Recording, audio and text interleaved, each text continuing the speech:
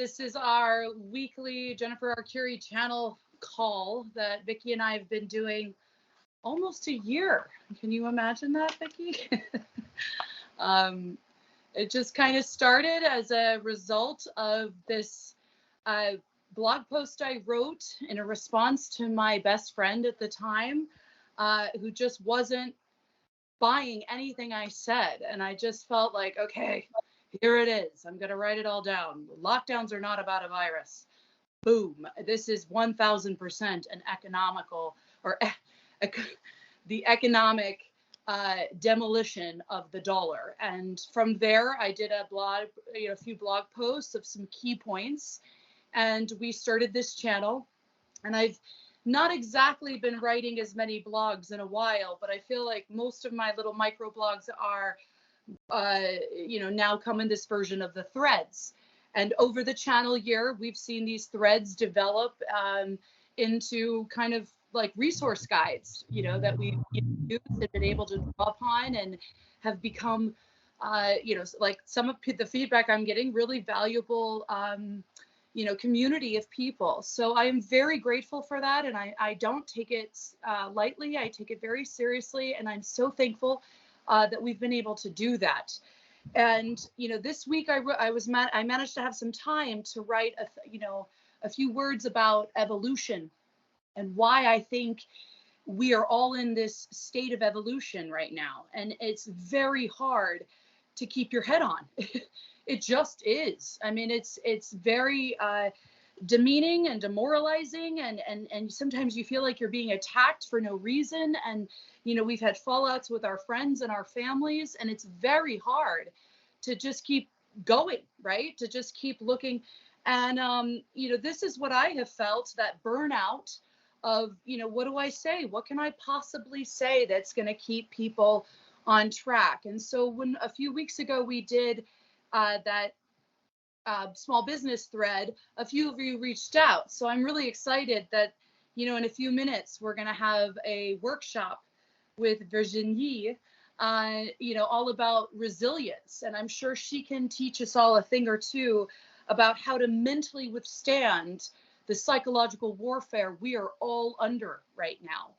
And whether we're talking about the science or the lack thereof, or the withdrawal of, as we've seen, Pfizer again came out with another little sneaky drop of data. And, we see all the distractions around what's, look over here, get mad about the war when everything else is being passed through. And, same in the crypto space. And, I've seen scams come out of the woodwork that have really shocked me to my core. And I keep bringing this up, you guys, because, I've been in this space now long enough to be able to, communicate with pretty much everyone in this space, at least in the digital asset sector to which I'm focused. And most of you guys know the ISO accredited coins, very specifically XRP, have been the focus of this channel. And in the last week, I was able last year from some crypto profits and put some money into Ripple shares, and became one of their investors on their platform. And I'm going to be sharing with you some really cool news coming out, so stay tuned on that. But through this community, I have basically been able to meet everyone speaking out about XRP, which is such a blessing.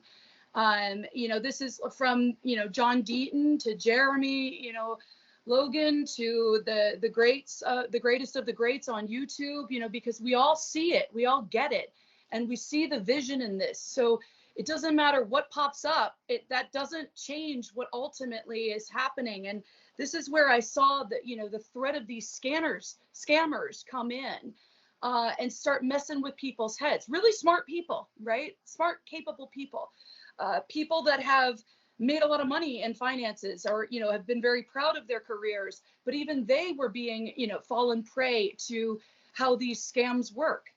Very specifically, guys, I am calling out the shills of QSI and Whiplash and Mel Carmine, and this ridiculous notion that this guy of all guys is the one and only one that you can buy large amounts of XRP from. It's just, I can name them all, shame them all, but what I'm really focused about, not highlighting them, but to make sure that everybody here on these channels that are coming to these calls, that are listening to us, really understand that, this is not some gimmick we're being, shilling to you. This is not some fly-by-night token like everything else. I mean, there's thousands of tokens in this space. So why this one? Well, I'll tell you, there's very specific, reasons why this one. I hopefully will be publishing my piece with Uncut Media. I've written a piece on XRP and why I think this is such a game changer, because most of you have heard me speak about this. And I guess I take great offense to those that come out, that drop, that jump off the truck and start, set up their little, scam tent and are now acting like people of authority in this space. That makes my blood, just curdle, because, this is really not something to joke about. We're not here shilling get rich schemes. Get out of here if that's what you want. I've never, ever once, asked anybody to, spend more than they or put it into something that's just a trend. We're watching trends as they reshape an entire financial system. And that is very key. To a very differentiator, point in this, because I understand the fears around crypto. I also really, really understand why people are so fearful of investing in tokens or companies or things, that when you see partnerships like the IMF and every bank in the world and WEF, I mean, that's usually when people like check out and run, because they assume, you look like a duck, you smell like a duck, well, you might as well be. But then also understanding how the space is evolving at the same time. Now, I say that, and I also want to make clear that when you're looking at these people that sound wrong and appear to be not right, honor those instincts. And hopefully, Virginie, you can go into that more. But when I look at, I stand back, and I've spoken to literally everyone in this space, because I cannot. Like I said, I cannot accept that Jim Willie, of all people, has been blindsided by a bunch of con men. That really upsets me. So, Jim, when you hear this, like I said, I refuse to take no for an answer. Let's talk, buddy. Because, like I tell all of you, I reach out directly, and I give everybody the chance to talk to me directly, because I want to know. And I'm not going to be taken in by fraudsters. No way. When Vicki and I first started talking out about how this financial shift was going to happen, it was never so that you could make quick buck, on XRP, right? So that's why people laugh at XRP holders, because they think we're the crazy ones, the conspiracy ones, the ones that just want to keep believing our shit coin under a lawsuit is going to actually go somewhere. Well, they don't really understand how the world works, do they? Because there's been many a good companies under scrutiny by, legal regulators. And this is actually why I think we're seeing such a complete, volcano of scammers, because they know regs are coming. They know this shit show ends. The Wild West of crap will not be able to continue. And because, fraud and corruption, not only in crypto, but, money laundering and people, calling up and giving their details. I mean, this is off the charts. Ask any task force across America. The police, even in the UK, they set up a hotline. Crime is at an all-time high when it comes to digital assets and scamming people online. Cybersecurity hygiene 101, right? And I mention this because while these things are a threat, they're not something to lay home and be fearful of. We're going to be moving into an entire new internet. That means structurally the architecture changes. This means that the way we've conducted payments or the way we've given our permission or data is going to completely change, and not into some biometric creepy, credit system. That's the system we're already in. Just because we weren't told all the ins and outs doesn't mean this hasn't, been the, basic bottom line for years now. We haven't known any different system. So yes, moving into something new is scary. There's a lot of unknowns. There's a lot of things we have to relearn or unthink to be able to, rethink, right? So I wanted to make these points because, in my theory of evolution, I was really thinking about how hard it is to have any kind of grounding here, because everybody you think you can trust or depend on, ends up being something else. Up is down and down is sideways. Well, I call BS on that, because not everybody is, in for, this. And, there are genuine people, and discernment is a very key essential here, as is the accepting of evolution, accepting the change that we're all, transitioning together through. And this is why I wanted to take a break from posting every week and lighting fuel under hot tempers, give everybody some time to just chill out. Because I realize it gets very frustrating, all standing on each other's toes. I told you, no, I told you, I called it, you're a shill, that kind of stuff. Let's end that. That's not what this is about. That's never was my intention with this channel. That's not what I want to put energy in. And because of how much this has grown, and because how much I care, there's a lot of things that I feel like I can do now with a voice that I would have never been able to do before. I've mentioned to you guys, the ASEA and the Redox. Guys, if you haven't signed up, you have to try this product. You have to. I know there's everybody and their mother is asking you to pay for something, but this company, this particular product is being, double-blind placebo tested. And I just learned today that they have absolutely no affiliation, the people that are doing these tests, with the company. That means the company wants this to be completely blind. They don't want anything to do with it until the data is ready to be published. And the reason why there's such energy and effort being put into this is because doctors from all over the world, twice a week, as I tell you, with the medical doctors for COVID ethics calls that I've mentioned before, sit on and they go through explaining all the data they're seeing, the exponential growth of deteriorating health. This was really concerning to me. So yes, of course, I have an obligation to tell people about this, because while there might be a great new CBD product or some back pain or some, I don't know, healer, bio, what, none of that has anywhere near the kind of science and patented response that this is having. So it may not be for everybody, but for those who really want to step up their health and focus on cellular health, absolving their pain, their suffering, and especially if they're recovering from injuries, you have to check out this product. This has come to me from the doctors, and I feel like I have an obligation to share it. This is something very important, as is, defining some of the parameters in this crypto space. I've talked about the scammers. I also want to just make a mention. Some people have asked me about the virtual plots and the metaverse. I'm not against it. I think it's cool. I know a lot of gamers, young people that have made a lot of money. But I think it's a great way to move large amounts of money.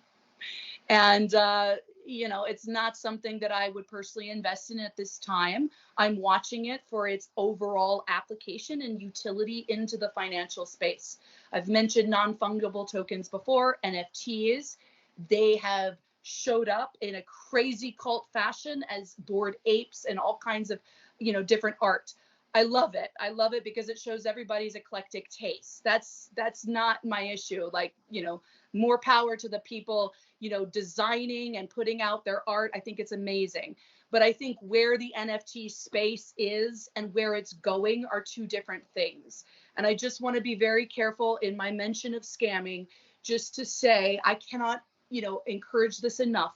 Real assets, real XRP held offline, off an exchange, on a ledger, real XLM, if that's what you like. Although you could just get more XRP, and real gold and real silver. Okay, that's what I want to be very clear on, so that there's no misunderstanding there. Vicki, have I forgot anything? No, I think you've hit everything that we were covering earlier. Your checklist. Yeah, I made a list, guys. Do you want to add? Do we want to talk about our podcast now? Yeah, so I mean, obviously we're trialing this Teams webinar at the moment. We need to work out some of the functions as we go. As you know, we've been working on the crypto course. There's lots and lots of information, and there's lots of quick changing information. And as we put things together, keeping up with the speed of how everything is evolving, we've decided actually we are going to podcast and then share elements of the course that we've brought out via Jennifer's most, I don't know, arch nemesis of a platform, the YouTubes, and maybe some others.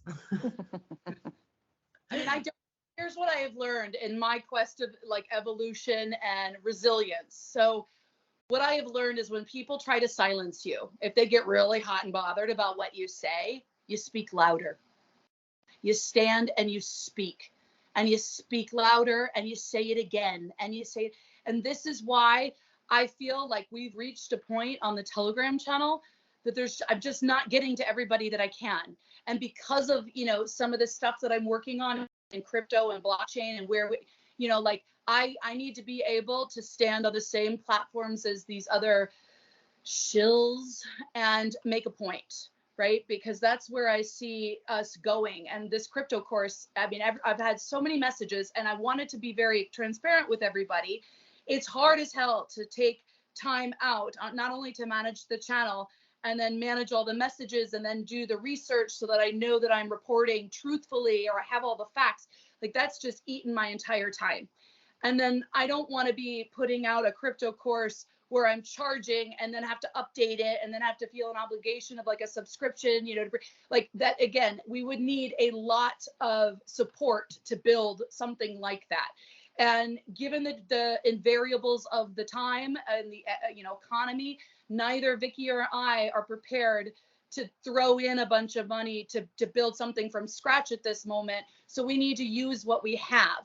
And the only way we can do that is with your support. So if we can do it on a platform where people are coming to, and that we can, obviously give you the best content, because we approach the crypto world very differently from a lot of people. And, we bring in a little bit of red pill, we bring in a little bit of patriot devolution, and we bring in a little, history and context of security with the banks. We kind of mush it in and we're picking out how we think, and best present this material.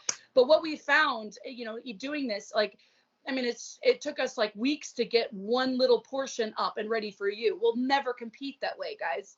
Like there's no investment here for us to make the time to take 6 weeks to write out a perfectly, choreographed crypto course. Because if I produce shit, oh my God, would I never hear the end of it.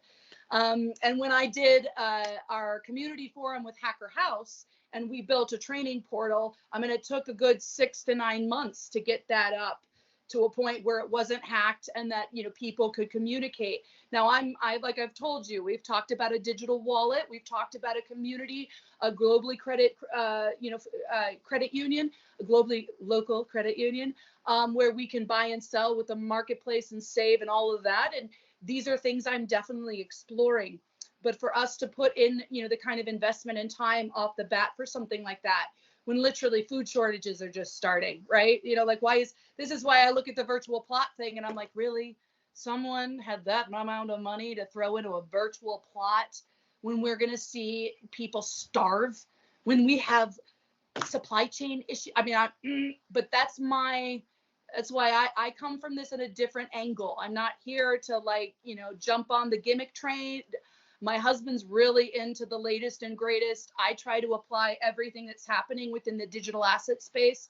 Notice I'm not saying crypto because they're not equal, because I believe that is the future of where financially we are moving, and why I want everybody to be prepared for when that happens, because that's the time to cut. This is the time to cut the chains of enslavement. With health, no more pharma folk.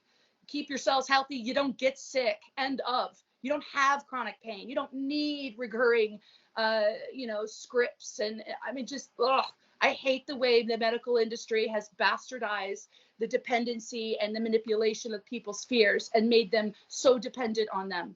Now, I'm not making medical claims. If you have something specific you need to talk to, we have an entire Redox channel you can join and ask Kat. She's there. But I'm just saying the reason why this came on my platform was because of the doctors and the way this is being used to heal people all over the world. Like I said, I have an obligation to share with you, like I do the financial stuff. So because Vicki and I are very keen to get some kind of crypto course out to you, the easiest way to do that would be on a YouTube channel. where we can make it available and easy to share. Right, Vicki? Oh, unmute. Everybody can see me struggling. Yeah, exactly that. And like you said, it's given us the ability to be able to, like when we recorded the first bit going through it, we very quickly realized how much more information we wanted to give aside from just the core bits of information, and being able to express it in a way that is able to be digested by the majority is better done verbally than trying to explain things within a few bullet points on a couple of PowerPoints. And as much as we sent it out and had feedback and help, and I hope there's some people in here who helped me, you know, with editing, proofreading and pulling it together, there was just so many differing ways of how it was being digested, that actually these kind of talks, it helps to bring out more information and show how things link together a bit more cohesively. So I'm really excited that we can actually do it a bit more justice. And we'll send out all the slides and all the research that we've done anyway, so people can look and read that in their own time. But I think it was getting a bit distracted when we tried it with it in the background, but actually we thought that people will be reading it as opposed to listening to what we're saying, and just felt a bit kind of, it's trial and error. This whole thing is trial and error. Went into that PowerPoint and then things are still updating, you know, and like, yeah. You know, so I mean, we could do like the historical slides, but then everybody's going to expect that format moving forward for everything we want to cover. And some, I mean, like Flare Networks, for example, you know, there's so many unknown, it hasn't even launched, right? So we need to wait to see how, you know, the ETHgate and the Hinman emails and the SEC lawsuit, but ETH's still saying it's going to launch its L2 consensus.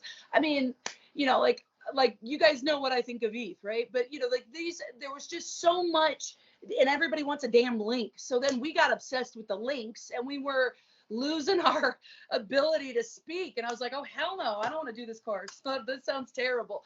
You know, just because we were all over the place and trying to, you know, get all the information. So the best way for us to get it out to you guys is to start a channel where we can use affiliate links that can help support us, your eyeballs, your sharing, all the normal, you know, marketing bits, you know, and I will just grow organically. This doesn't have to, I want this to be something that came because of the demand of this channel, because it's becoming too much for me to do part-time without trying to do something that, you know, makes this justifiable, especially since I'm asking for Vicki's time too. And she's such an amazing voice in this space. I didn't want to do it without Vicki. So thank you, Vicki.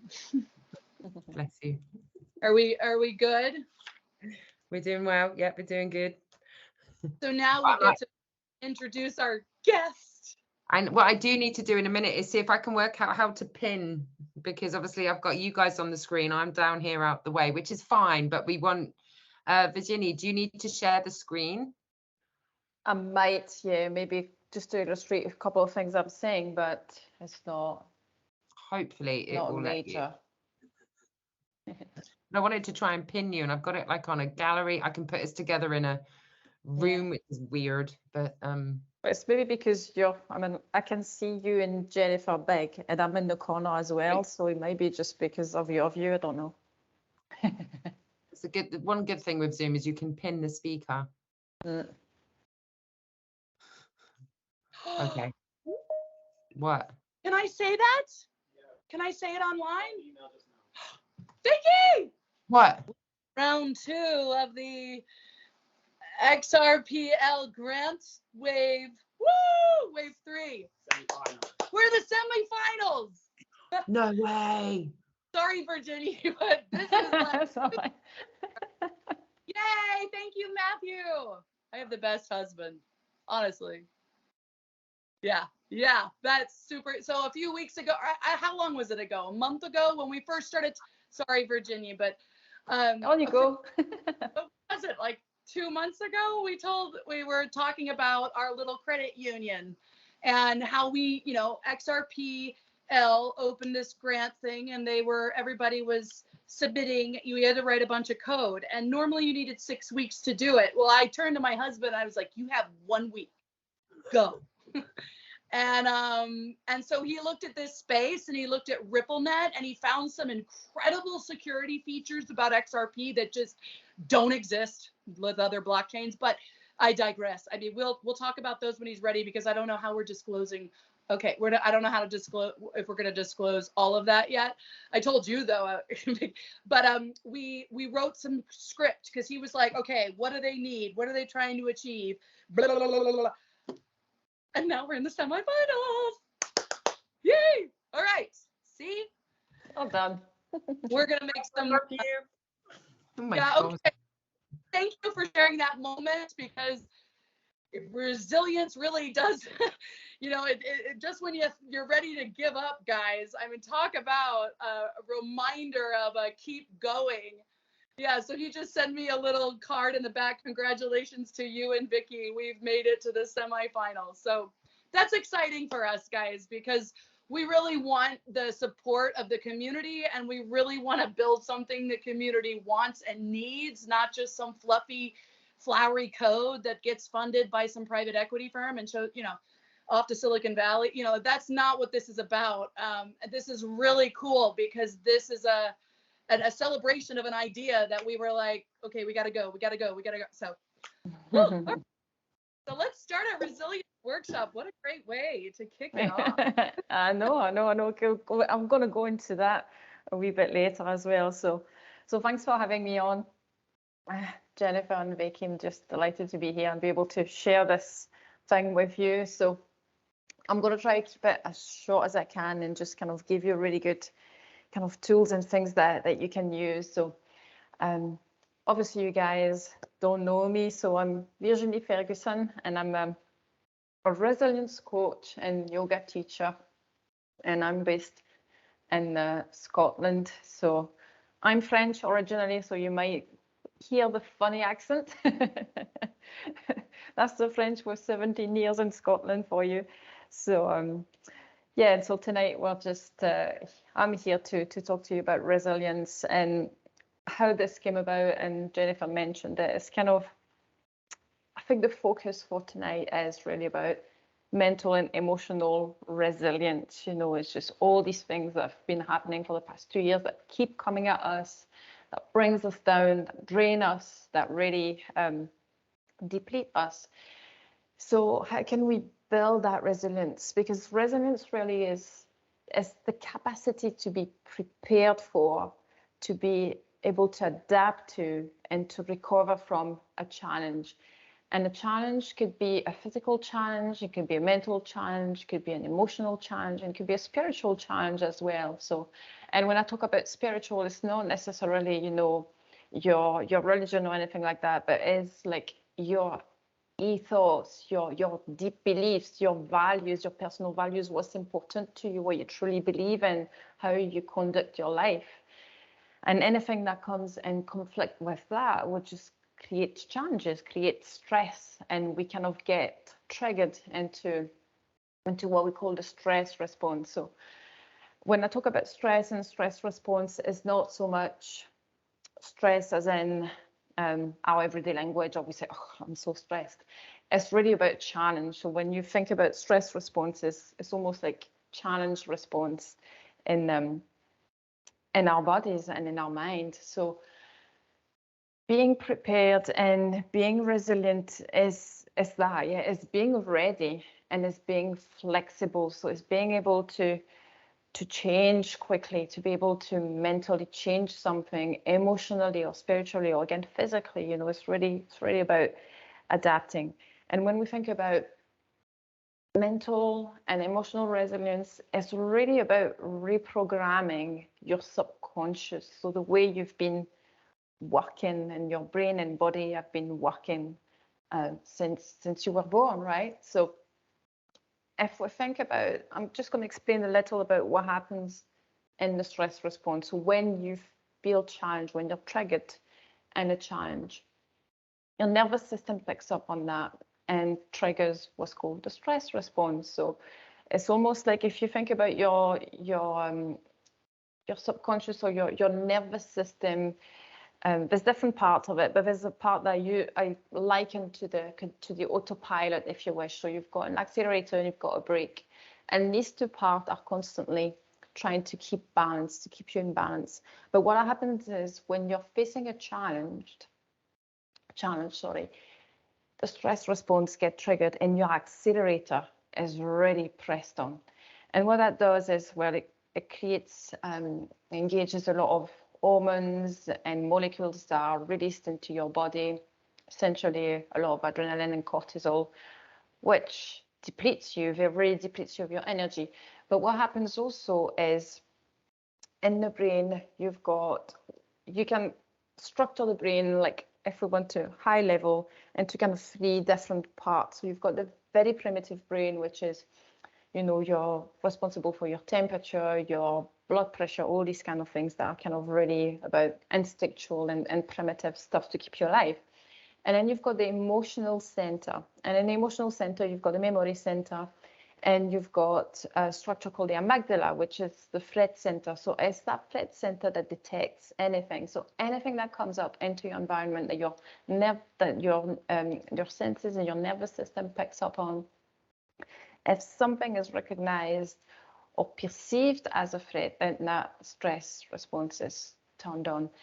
And what happens then is the brain functions with an emotional bias. So you've got your primitive brain, you've got your emotional brain, and then you've got your rational brain, which is your higher cognitive function. So this is the part that we use for forward planning, for positive outlook, for reasoning, for intuition as well, because your implicit intuition is all about connecting your experience, your previous experience, your memories, your knowledge, anything that's really subconscious with the rational brain, with the thing that's conscious. It's really mixing the two, the subconscious and the conscious together. So when all is well, these 3 parts of the brain really work well together.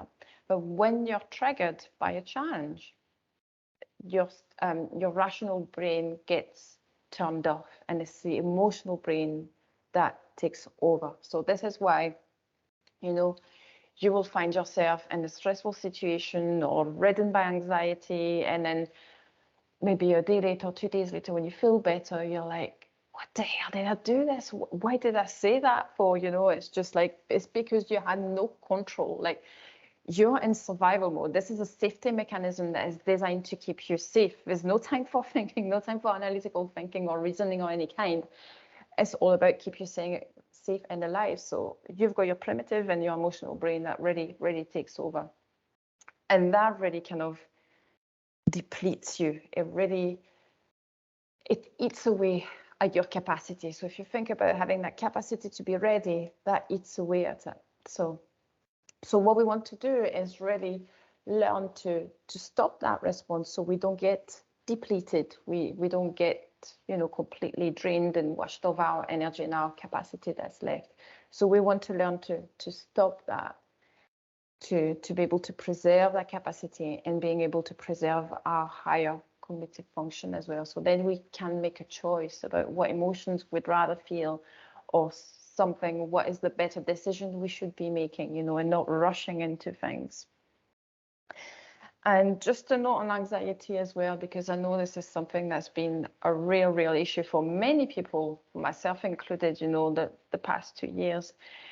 When we think about the way our nervous system, our brain and our body react, so it's all based on previous experience. And if something that you've experienced in the past, even as a child, and your nervous system has engaged a way to cope with it through that stress response, and it worked, why is your nervous system or your brain going to change it? They're going to repeat that. So it repeats as patterns. So all of our lives, when we pick up something that's perceived as a threat again, that's similar to an experience you had in the past, your brain and body are going to repeat that same pattern of emotions, of feelings, of that stress response.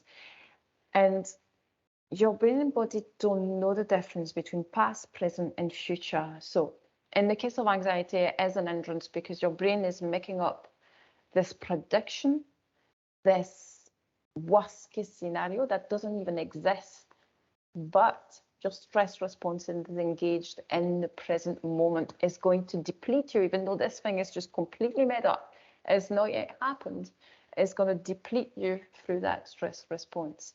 So that is a complete hindrance. So anxiety is that, is just a made up scenario and the stress response being engaged in the present moment. But we can also leverage that in the positive way, and I'm going to go back to that later as well. So interrupting the stress response. So as I said, you know, when you are triggered, it's full blown, full pelt onto the accelerator, you know, that's the stress response. So what you want to do is apply the brake. And the easiest and the quickest way to hack into your nervous system and to take control of that, to stop it and to reverse it, is through the breath. So we're just going to do a quick breathing exercise just now. It's my client's favorite exercise. It's so easy. It's a great mindfulness exercise to do as well, because you're so focused on it. Like, it's not just the breath. It really helps to focus your mind on it. So if you guys had the opportunity to download, you would have seen, download the sheet, you would have seen this little rectangle. That can help if you've got it, but if you don't have it, it doesn't matter. So this breathing exercise is called the rectangle breathing. And why the rectangle is because it helps us, the shape helps us keep the right ratio between the inhale and the exhale. So basically, when you breathe out, you're stimulating a very important nerve in your body, which is called the vagus nerve. And the vagus nerve is like a mighty 80% of that brake power in your nervous system. So the longer you exhale, the more you're applying the brake. So we're just going to follow that shape. For some people, visualizing the rectangle going back down as you breathe in, that's a bit awkward. My brain is like that. I don't like it. So I visualize more like a staircase. So basically what you do is you visualize that rectangle and you start at the bottom left. And you take a deep inhale. So you breathe in, coming up the side of the rectangle. And then you take that long exhale as you go up the top of that rectangle, and then come back down. It's that short inhale and then that long exhale again. So again, you can go around the rectangle, you can do staircase instead, entirely up to you. So we're just going to practice that so you can experience it, because it's amazing, like in 3 breaths, how much you can change how you feel in the body and in your mind as well. So if you can, just close your eyes. You may even want to bring one hand on your belly if you want, one hand on your chest, 2 hands on the belly, or just relax your hands on your knees. And just sit tall if you can. If you're sitting on the chair, maybe move to the edge of your seat so your sit bones are bouncing and then the spine is nice and tall, so you've got a space for the lungs to expand. You're not rounding the back, and you've got full capacity of the lungs there. So closing your eyes, just take a couple of breaths through the nose, just normal breath, just to notice the breath, bring the awareness there.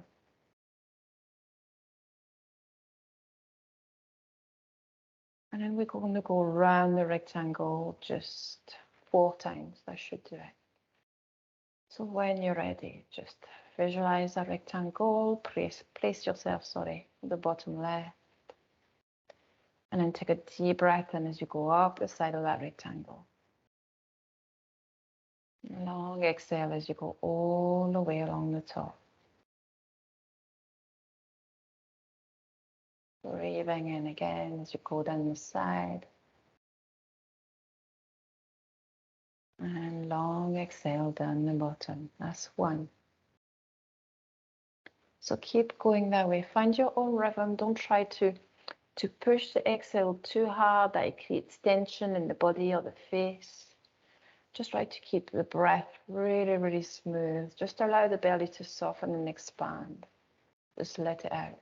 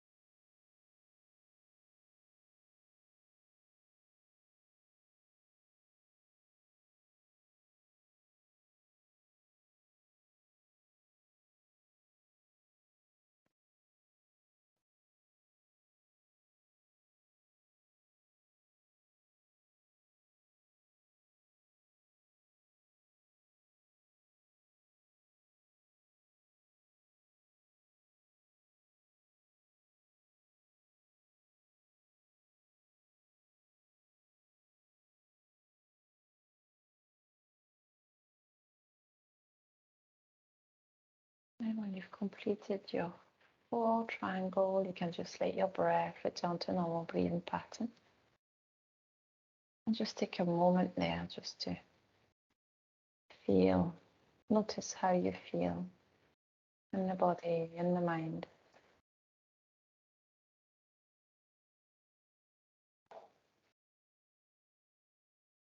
And when you're ready, you can reopen your eyes.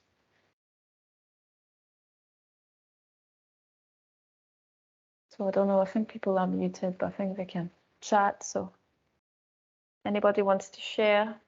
See how you feel now? What was the experience of that breathing practice?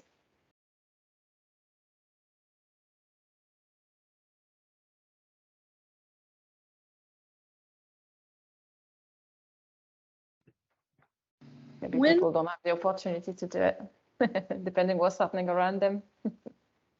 I mean, if someone wants to ask a question, do they raise their hand or they ask permission? Well, they should be able to put it in the chat. Or Raise the hand and we can unmute. Okay. So if anybody does want to speak, just raise your hand. I love these breathing exercises, but is it, in practice, when you start accelerating or something triggers your stress response, how is it that we learn or choose to stop and breathe like this? What's that moment? Like, this is my moment of no going back. I'm about to lose.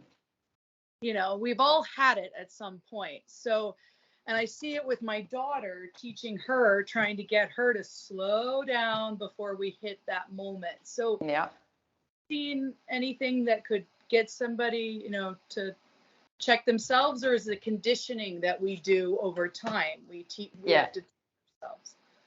Yeah, and it's pretty much like, I often make the analogy of going to the gym and it's like muscle memory, but it's like neural memory. The more you're going to practice it, the stronger that neural pathway is going to become. And then eventually it just becomes so subconscious that you're going to do it and it'll be at the forefront of your mind and you're going to do it automatically.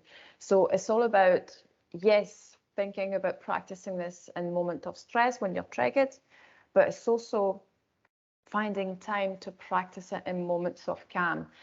And it's not about, adding something again to do to your to-do list, but you could do it in the shower. You could do it when you're driving your car, it's just, you don't have to have your eyes closed, it's all about thinking about the ratio. And the more you're going to practice it, the stronger that muscle, if you wish, is going to become. And then, as I say, it just it becomes subconscious. And that vagus nerve, the longer the exhale, that's what you're saying. It proves to bring down your stress, or can you just say that again? Because I wanted to make sure that. Yeah. So the vagus nerve is, I don't want to go into too much details about it. So the vagus nerve is 80% of that brake power through your nervous system. And when you're triggering that brake power, it affects everything in your body. That means your blood pressure is going to lower because your arteries are dilating. Your heart rate is slowing down. You're regaining function of your cognitive function. Anything you think about slowing down, about relaxing, in the body, in the mind, the vagus nerve is doing that. And the best way to do that is to exhale longer.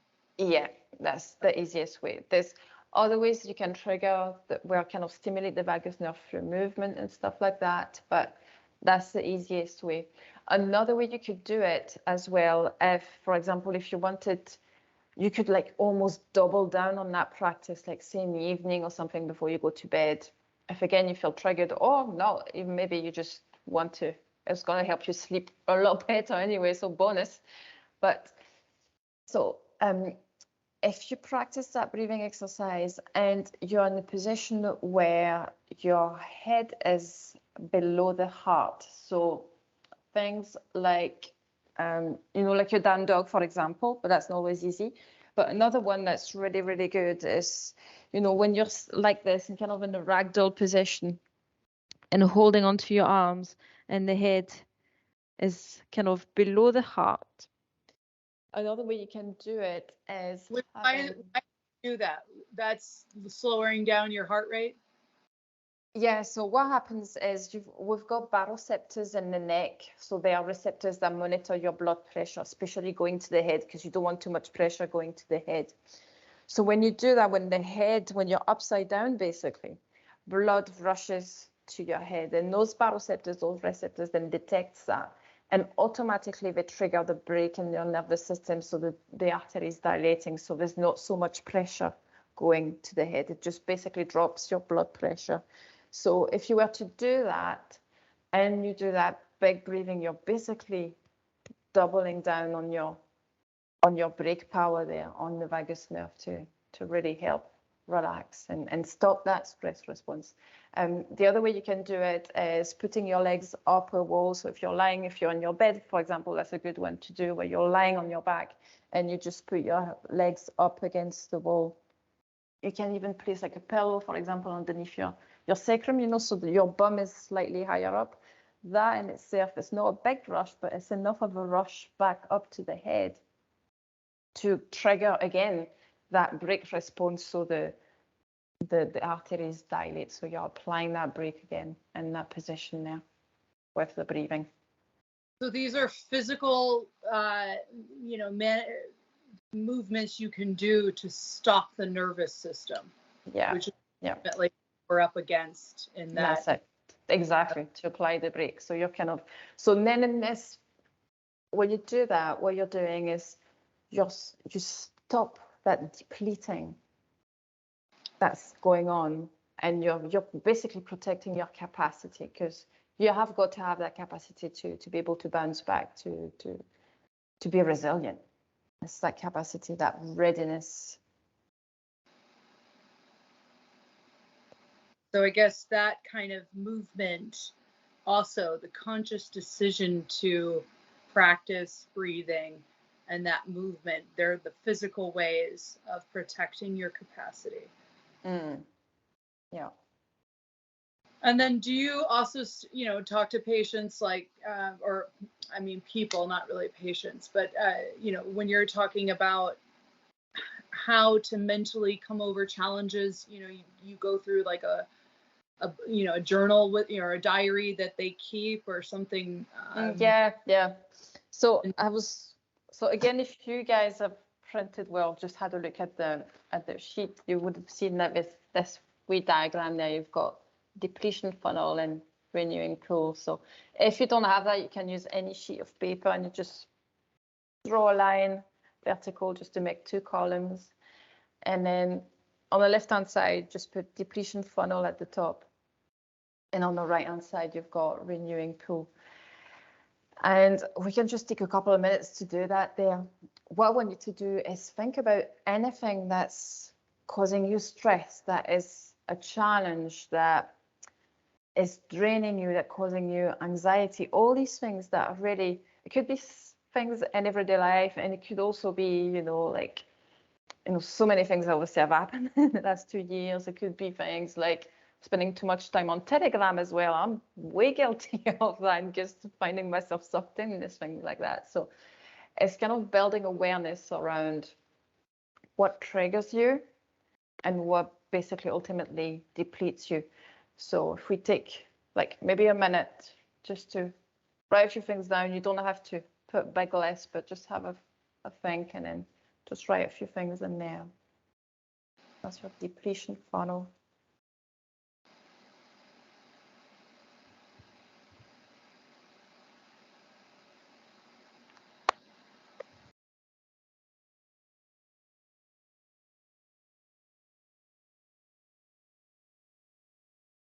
And then once you've done that, we can go into the renewing pool. So that is it's anything that brings you joy, that you love, that makes you feel relaxed. It could be places, it could be people, it could be having an amazing good news like you just had, Jennifer, all these things that add up and make you feel excited, make you feel joyful, make you feel relaxed, anything like that. So you can add that into your renewing pool.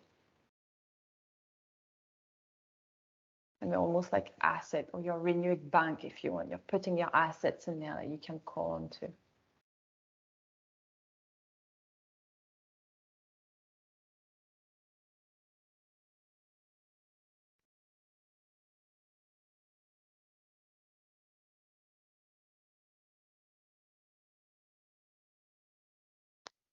Okay.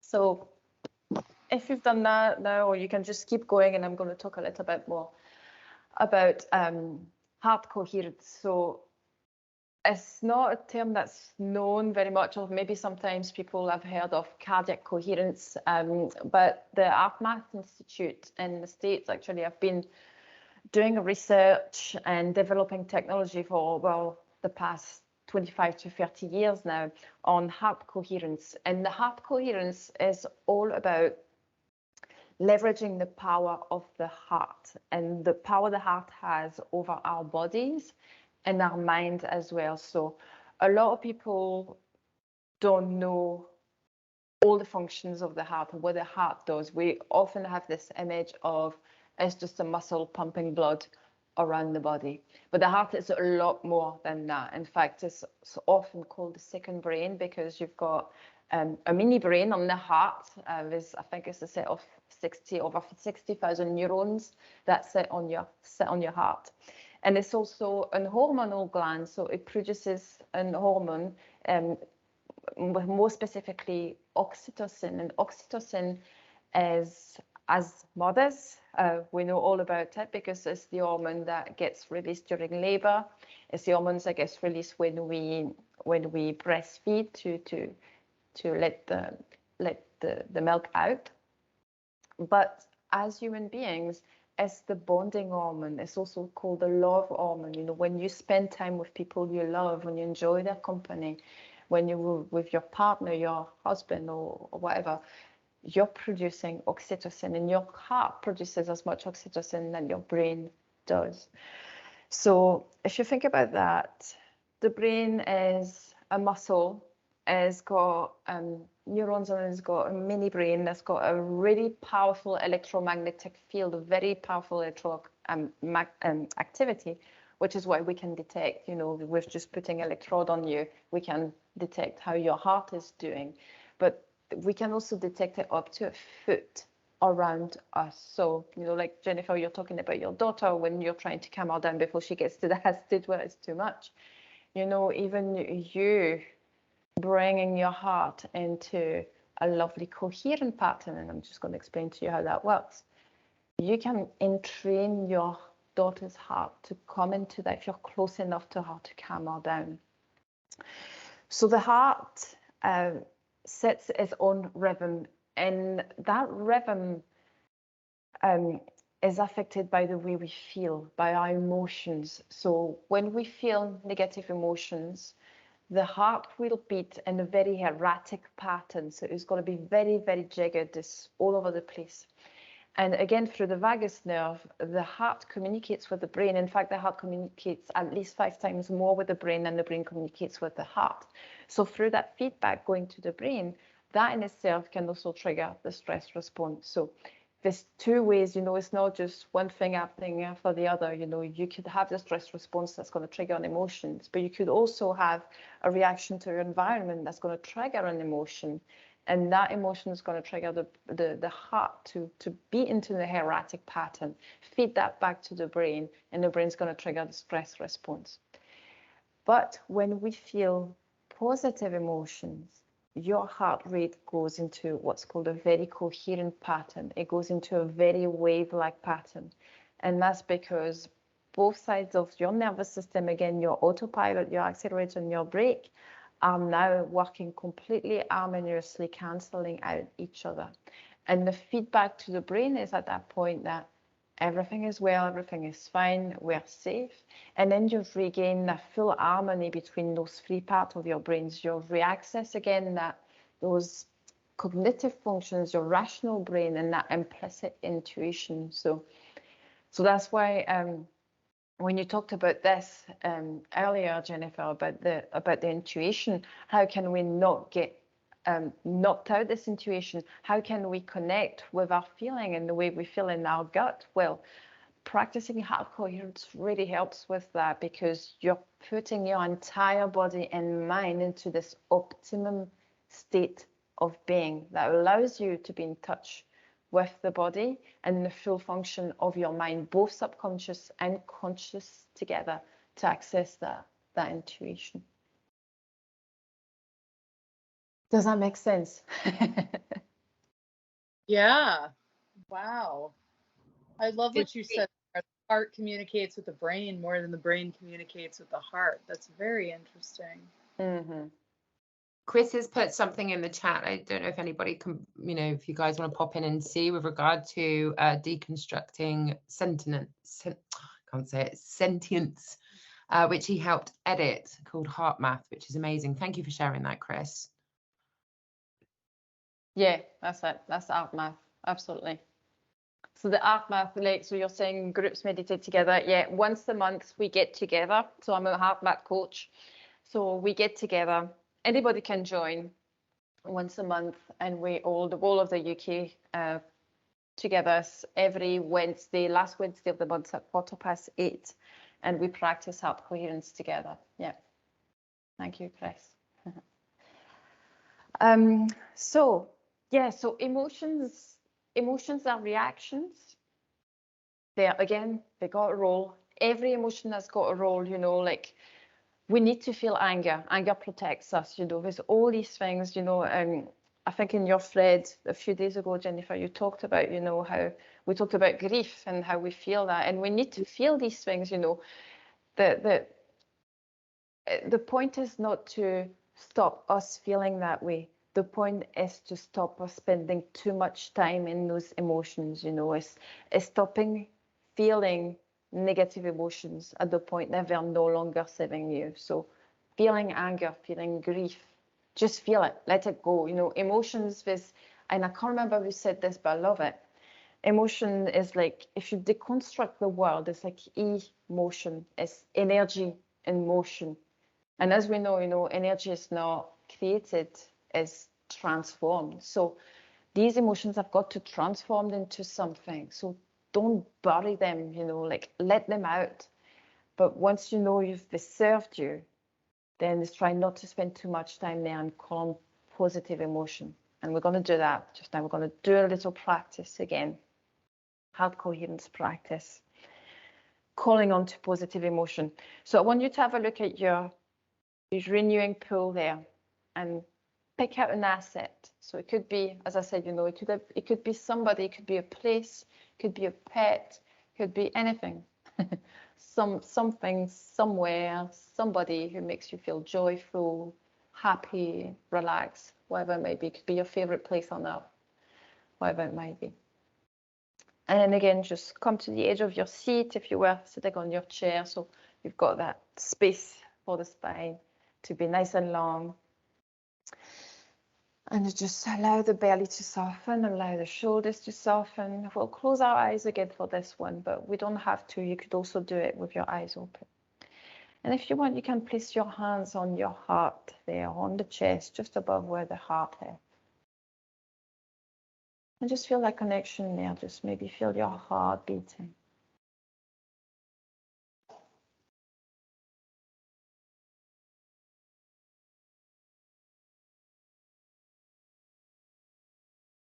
Just gently bring your awareness there into the space, into the heart space, into the heart.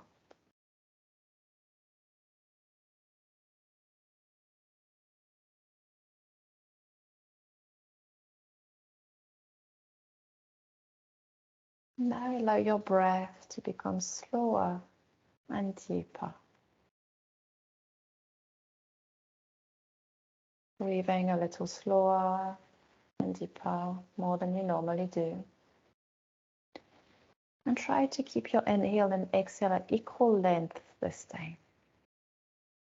So a rhythm that's optimum for most people is 5 seconds in, 5 seconds out. So you can count if that helps. It's most important to find a rhythm that works for you. So it might be shorter, it might be longer, it doesn't matter. Just allow the belly to be soft as you breathe in.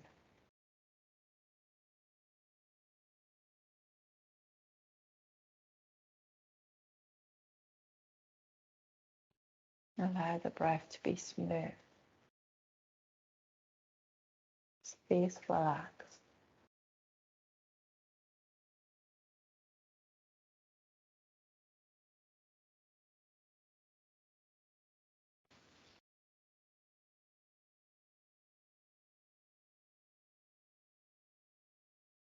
Now invite the breath to flow in and out of your heart space. Inviting the breath to flow in through the heart and into the belly, and back out through the heart.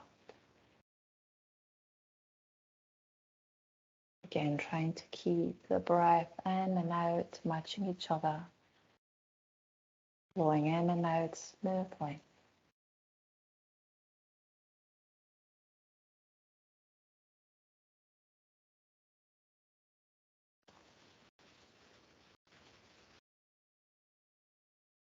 If your mind starts to wander at some point, know that it's okay. It's normal. Just bring yourself back to the breath.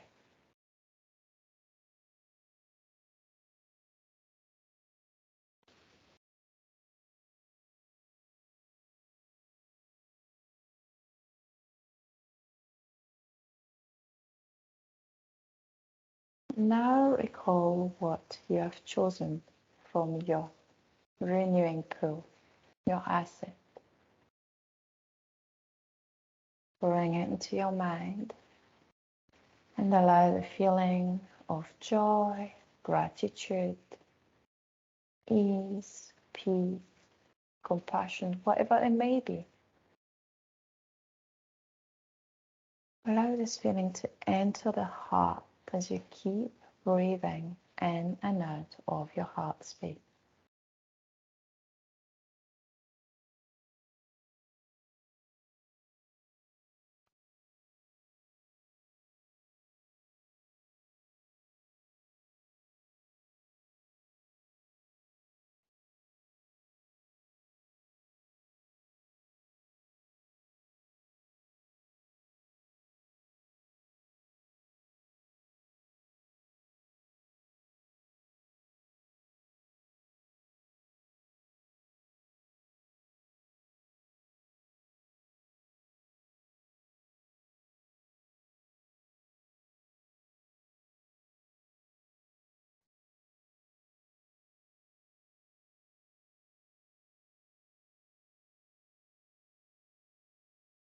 And allow your breath again to return to a normal breathing pattern.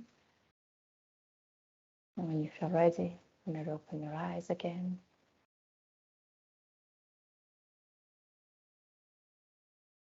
Well, how was this one for you?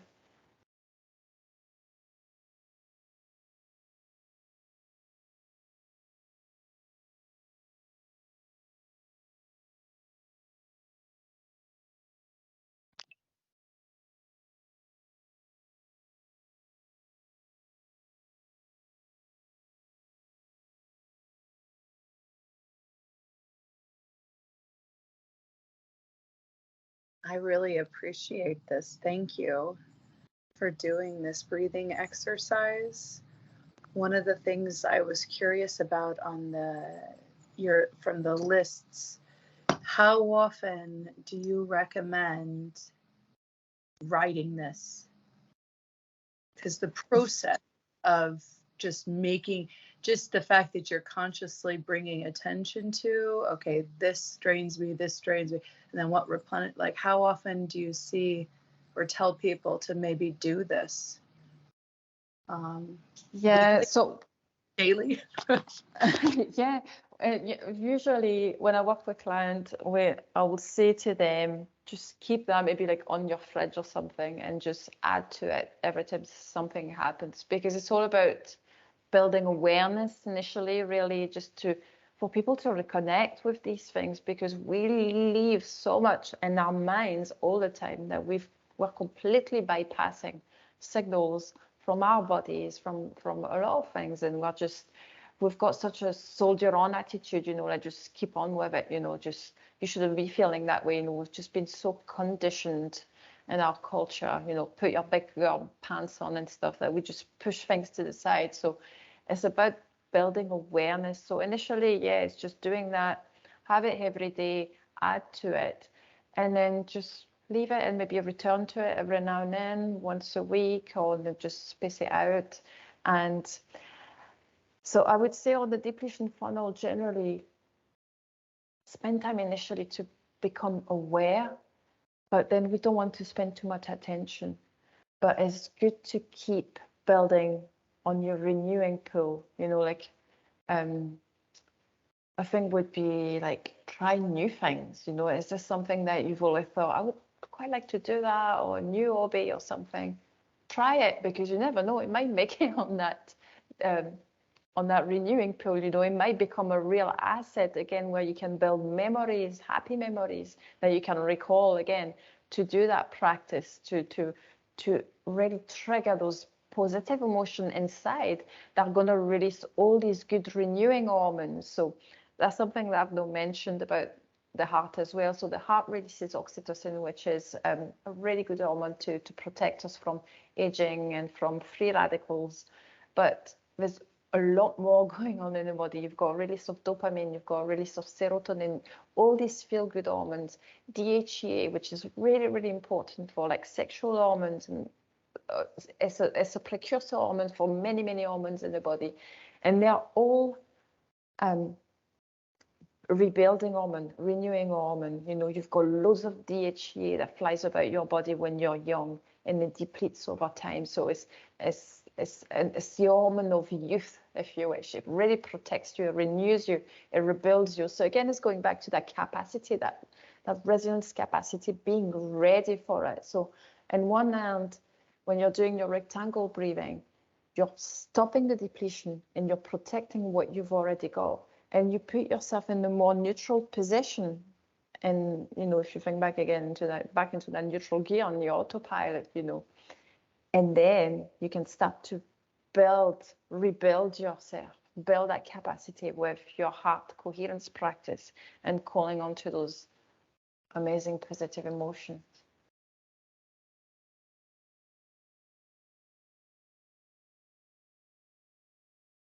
Oh, you're muted. Thank you. I mean, this is beautiful. I love it. Does anybody else want to share or add on or add in? Because we've got about 10 minutes left just to wrap up. How long have you been doing this, Virginie? So the art math stuff is just probably a year and a half now. And I've kind of blended it with my teaching of yoga and everything. So what I do now really is just, I've got full programs where I blend everything in. It's like a science blended with ancient wisdom, and it's taking, you know, all these tools and these things that we know work because they've been around for thousands of years. But like everything I teach is just, it's always backed by science. I do a lot of research so I know the tools I'm using are just creating maximum impact, because we know how to use them once you understand how all these things and how the science fits behind. Oh, sorry. No, sorry. Work with you remotely? Yes, absolutely. Yeah, I do. All my clients are pretty much just remote, well, online, and then I've got a few face-to-face, but generally I just do everything online. Yeah. And you're kind of a personal coach that does this whole science-based, you know, tactics, like you were just saying, applying it, and you're helping your clients achieve personal satisfaction, happiness. What would you say is the biggest outcome with your? Yeah, so the biggest outcome is basically to get back to the best version of themselves. So a lot of my clients are just finding themselves at a point where, you know, they feel emotions and they don't live their life. They're just barely surviving. Their emotions are ruling everything. They just don't have control. Their health is suffering because obviously chronic stress and anxiety is just eating away at, causes inflammation and causes high blood pressure. It can even cause diabetes over time, type 2. So they have we may have physical symptoms, health issues. It could be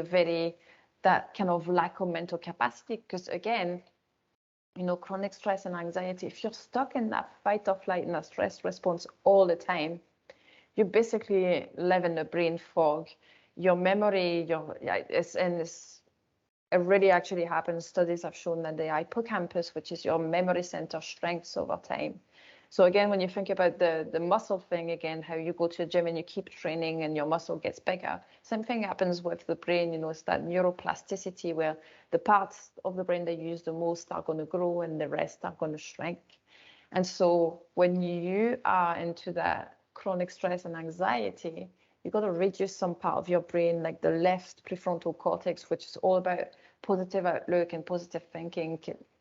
If there's not much activity going on here, your memory center shrinks, so you've got trouble kind of integrating new information and learning new things. It just doesn't stick.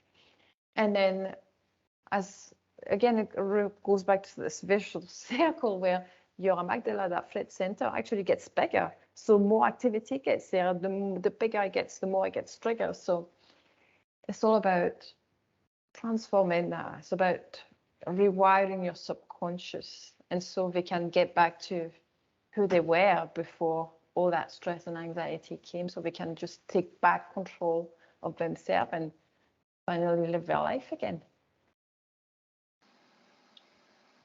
Well, I think most of us just want to get on with living our life. Thank you for taking time out of your schedule. You guys, this is the evolution of our channel. It's a little bit of a rocky, quiet night tonight, but I mean, Virginie, she was on that thread like many of you, and I thought, why not? Let's start and shining a light on the amazing people that make up this community. So that's what this was about tonight. Hopefully it gave you some value and perspective. And if you really like what Virginia is saying, please reach out to her. She's just a person in the community that we asked. And I thank you so much for your time. Because you're very welcome.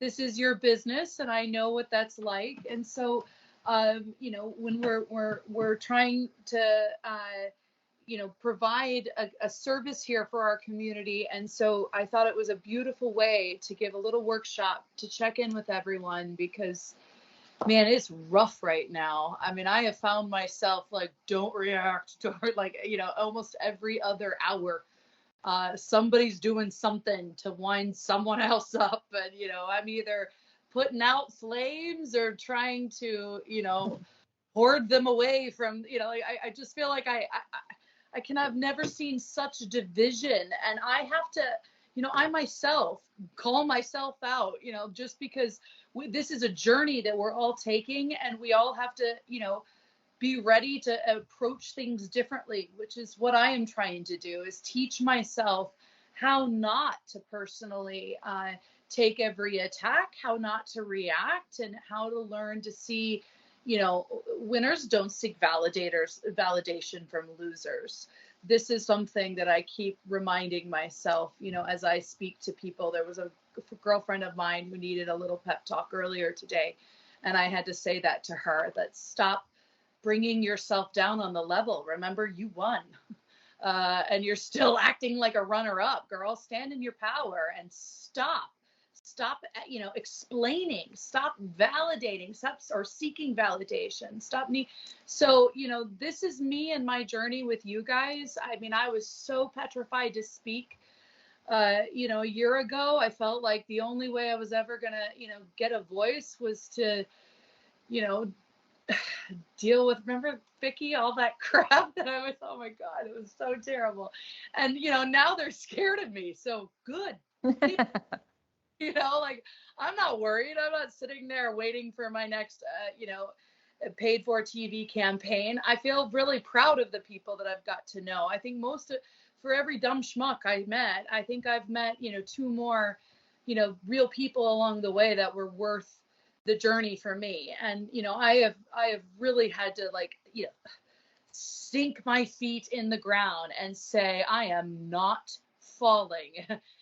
and Virginia, you reached out at the right time. And that's what I keep telling everybody. Like, when I was on that call with Reiner Fulmick a few weeks ago.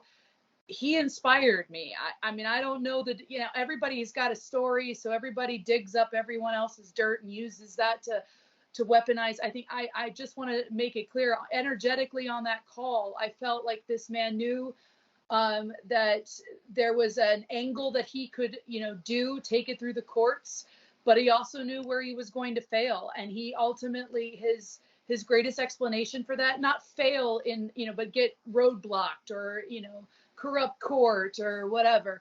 But he said something, and I'll say it again, because I keep saying it's the death of 1,000 cuts.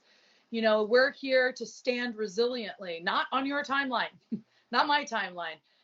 Whatever the timeline is, nobody knows it. Okay. There's a certain reoccurring trend of waiting for something, of waiting for some kind of transition, but it requires all of humanity to get there. And not one person has met all of humanity. Fact.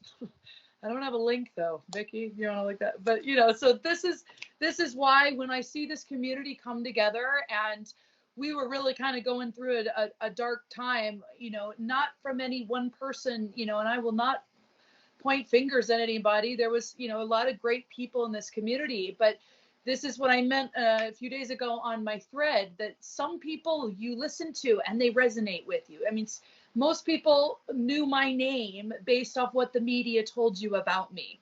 And they either resonated with that version or they were able to meet me, the person. And some people, wherever you were on your journey, your arc of transformation, every hero's journey. If you guys know John McKee's not to throw out a little homage to the screenwriters of the group, but every great screenwriter, every story ever written takes a hero through its journey, and we are at that point of no return. We can't go back. What's to go back to? Remember we had to wake up. Remember we realized that what was back there was just so bad. We had no choice. And we've been facing all kinds of grieving and anger and disappointment and frustration and unknown. Why would you go back through that? If anything, remind yourself that why we are still here. We've already gone through that. Now, we don't know how much left there is to go. That's why we got to stop, take a beat, find some new tactics, some tools. Hopefully today you learned a thing or two about breathing and technique. And, hopefully you're more aware of using discernment as a tool. If I don't resonate with you, that's okay, Vicki, or, we're not here to force anybody to believe something. We're just trying to make sense of this. And we all found each other through this crazy platform, that's existed on Telegram. And my frustration is waiting, which I hate doing, is, it's like, what can we do to go faster? Not what to do, but I'm sitting here going, there's a lot of people wanting a lot of stuff and they're all on YouTube and we got to so that's where I'm thinking with this, and where I feel like, we're not shutting down the channel. Eventually, hopefully we can launch a webpage and then we can tell everyone about our new locally global credit union wallet thing, bank, wannabe, I don't know. Whatever we end up doing in this space. And thank you for entertaining, that I find some of you just so fascinating. You talk about my renewing pool. I mean, I'm here because I love it, and I'm investing the time because I love it. And I'm so thankful Vicki will put up with me and do it with me, because it is overwhelming to get to you guys and, as everybody, and try to know what the best way to do. I've made some really crazy learning curves. I've gone through them in the last few months. So I just want to give you all a virtual hug and say, look, just because you want to sit down and just bury yourself in a hole, don't. Stand up. Stand up and grab our hands, because we're just going to stand here and breathe and just take it moment by moment. Don't put false expectations on yourselves. Don't push yourself. Don't need to try to do anything right now except for just taking it day by day.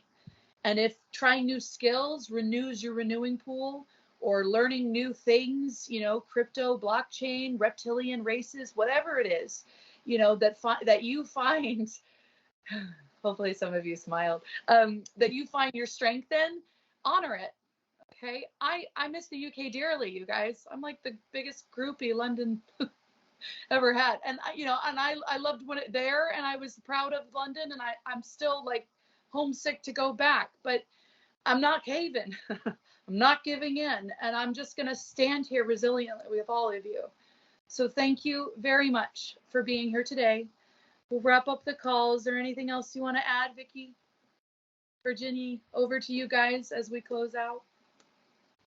No, just thank you, Virginie. That was amazing. It's I had a card read earlier, Jennifer, by accident. And it said, one of the things it said is, it's either you or somebody in your life is just desperate for things to go really fast. And you literally said her words just now, I need to go faster and faster. And she predicted August will be set. Oh, wow. Yeah, so keep that in mind. I'm just putting it out there now. That's what I was told earlier. But it was just your actual words. I need it happening now, and I need it fast, was literally what she said to me today. And I was like, well, it's you, but it's you. Yeah, it really is me. I'm lighting all kinds of matches. I'm sick and tired of this. And I'm so tired of it. I'm willing to do whatever it takes. This is like where I was last year. I didn't know what to do, so I wrote a blog. And then I tweeted the blog. And then but now I'm like, God, we gotta find a different way here, because we're just gonna push through. I'm one of those entrepreneurs that I don't sit and ask permission. I'll ask for forgiveness later, but I'll just throw it against the wall, see what sticks. Okay, it doesn't work, pull it out, do it something else, try it again. I'm that's just my temperament. So when I feel like I see the people around me falling or, hurting and, just suffering or not knowing that yet they're going to really lose big. I feel like I need to say something, especially about the things I know. What I don't know, I'll say I don't know. Like the lizard people, I don't know. I need to know. Virginie, any closing thoughts?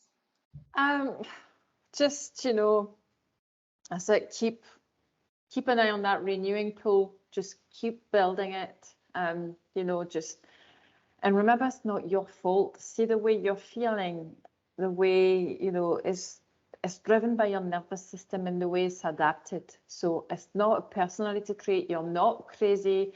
I just want you to keep that in your head. So don't feel shame. Don't feel guilt about feeling bad or feeling angry, and just let that move. Let those emotions be. Just don't spend too much time on there, and just bring yourself back and just practice the heart coherence again. And if you've downloaded the sheet, the steps are there to remind you how to do it, and just keep building on that renewing pool, just to protect yourself and just to renew yourself from within. And then just what I was going to ask, it just popped into my head there, just going to add, because I work one-on-one with clients, but if you guys are interested, we could maybe do a group program instead. That's something we could look at if there was people interested, if you wanted to do that as a small group online, sure. Get together and just go through it. Why not? Okay, so if you guys hear this, if any of you are interested, contact Virginie, Victoria. Sorry, I love your name, or myself. Just let us know that you're interested, and we can either add you to a list or a little thing if this is something that you guys want to do. So thank you very much. And I do believe when I say that I run these threads every few months, supporting each other. You guys have supported me through a really crazy time, and like I said, many of you are my renewing pool. And if there's one of you, or if you know someone that might add value or contribute to our community here, by all means, we can talk about scheduling something next week to keep you all excited. We're going to do a little trading workshop. We're going to go technical. Yeah, that's this kind of group. We're all over the place. We'll go from yoga and breathing and nervous system renewing pools to understanding a bit about some of the NASDAQ and watching the dollar die. So that will be fun, seeing that. So Christian will come on. He's also in our group. He's mentioned doing a group call. Virginie will keep you updated if people reach out. Again, you know, you guys can DM her. I've tagged her a few times in the threads, but obviously let us know if you didn't get a workshop sheet or you want to know more about what she does. And I guess, yeah, thank you, everyone.